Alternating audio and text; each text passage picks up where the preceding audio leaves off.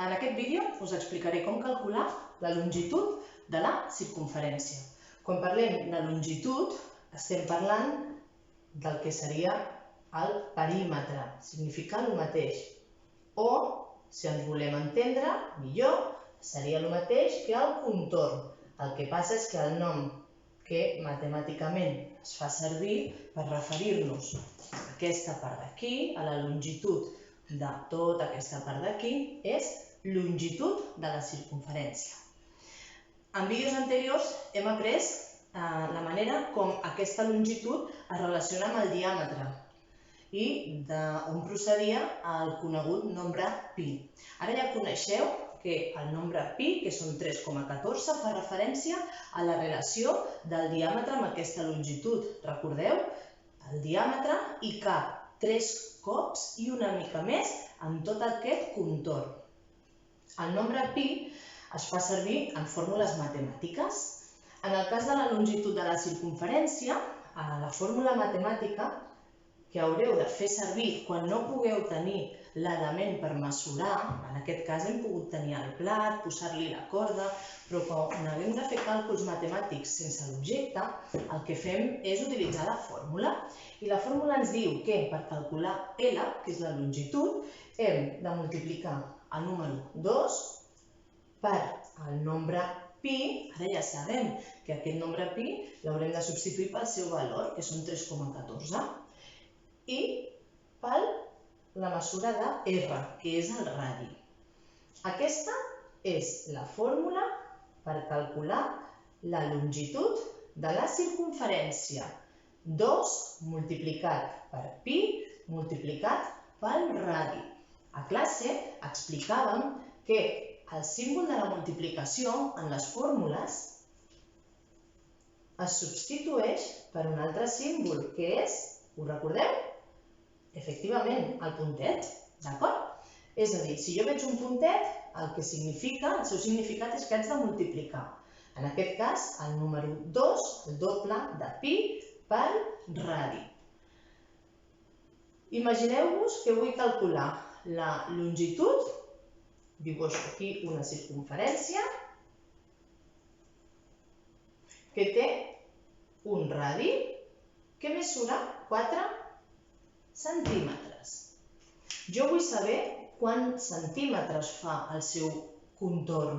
Quan estic calculant la longitud, vull saber tot el voltant. Si jo posés una corda, quants centímetres de corda necessitaria?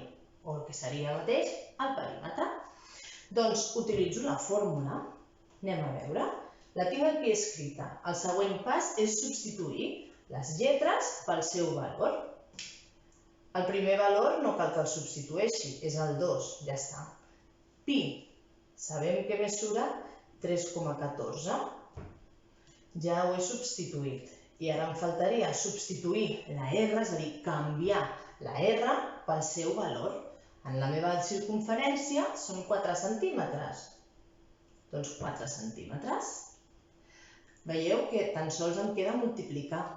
Amb una multiplicació, sabeu que l'ordre dels factors no afecta. Per tant, jo puc multiplicar en aquest sentit, o puc multiplicar el 2 per 4 i després per 3,14, com us vagi millor.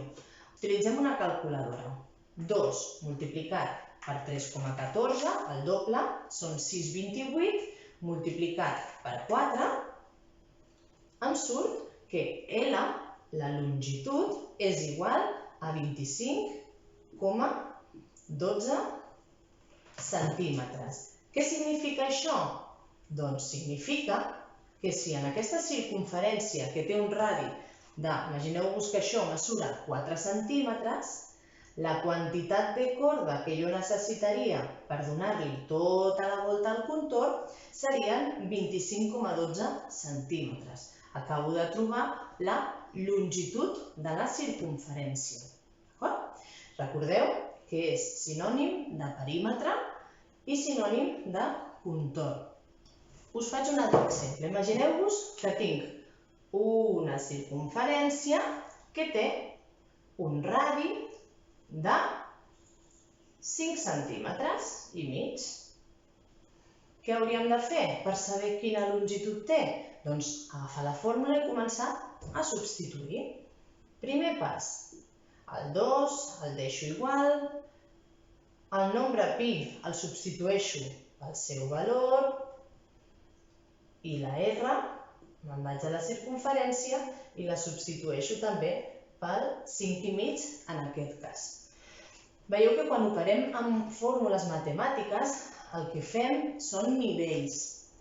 Es tracta de, en un primer nivell, posar la fórmula amb les lletres i els números que la fórmula tingui. L'hem d'aprendre i escriure-la tal com la coneixem i l'hem estudiat. En un següent nivell faig una primera substitució de lletres pels seus valors. I en un següent nivell el que faig en aquest cas és calcular per obtenir el producte, el resultat. 2 per 3,14 són 2 per 3,14, 6,28, i ara ho multiplico per 5,5, 34,54 centímetres. Què vol dir això? Repetim, doncs que si jo volgués mesurar tota aquesta corda d'aquí al voltant, o volgués posar el perfil com fèiem aquesta prova, necessitaria quants centímetres de corda? 34,54. D'acord? Espero que haguem entès aquest càlcul tan senzill i que el puguem aplicar fàcilment amb els problemes que aquests dies us estem demanant que feu a casa. D'acord? Vinga, una abraçada.